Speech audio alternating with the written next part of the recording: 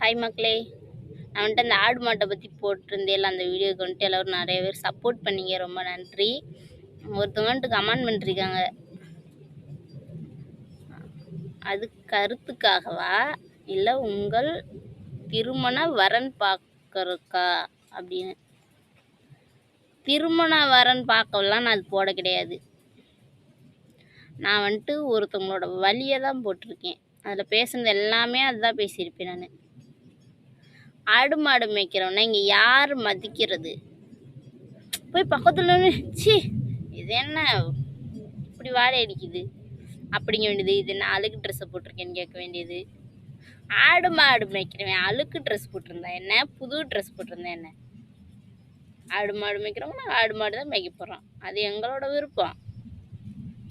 இல்லை வரன் பார்க்கறதுக்கெலாம் நான் வந்துட்டு அந்த வீடியோ போட கிடையாது. நான் உண்மையை தான் பேசி போட்டிருக்கேன். அதான் உண்மை கூட. இந்த இடத்துல நான் என்ன சொல்கிறேன்னா, ஆடு மாடு மேய்க்கிறவங்க நாங்களே வந்துட்டு அசிங்கப்படலை, அவமானப்படலை. பார்க்குறவங்க தான் வந்துட்டு ரொம்ப அசிங்கப்படுறாங்க. அது ஏன்னு எனக்கே தெரிய மாட்டேங்குது. நாங்கள் ஆடு மாடு தான் மேய்க்கிறோம் அப்படின்னு சொல்லிட்டு கெத்தாக சொல்லிட்டு விட்டே இருப்போம். ஆனால் அவங்களுக்கு ஆடு மாடு மேய்க்கிறியா அப்படின்னு ஒரு சலிப்பாக சொல்லுவாங்க. எங்களுக்கு அதை பற்றி கவலை கிடையாது. நான் வந்துட்டு அந்த வீடியோ வந்துட்டு எப்படி சொல்கிறது,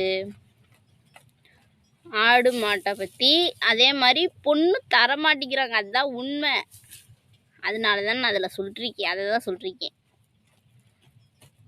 ஆடு மாடு வச்சுருக்கனால பொண்ணு தர மாட்டேங்கிறாங்க.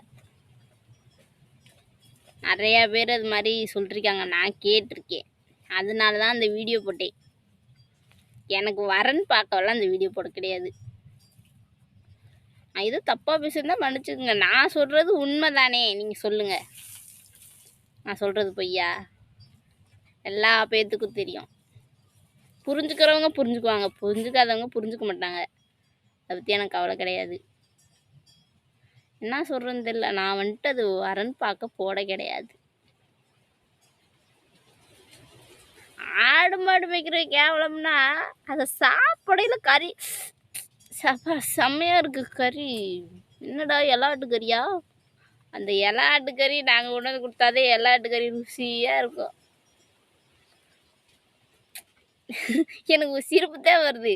வரன் பார்க்குறக்கு யாராச்சும் ஆட்டு மாட்டை பற்றி பேசுவாங்களா? நீங்கள் சொல்லுங்கள். நான் என்னத்த சொல்கிறதுனே எனக்கு தெரியல. பாய்.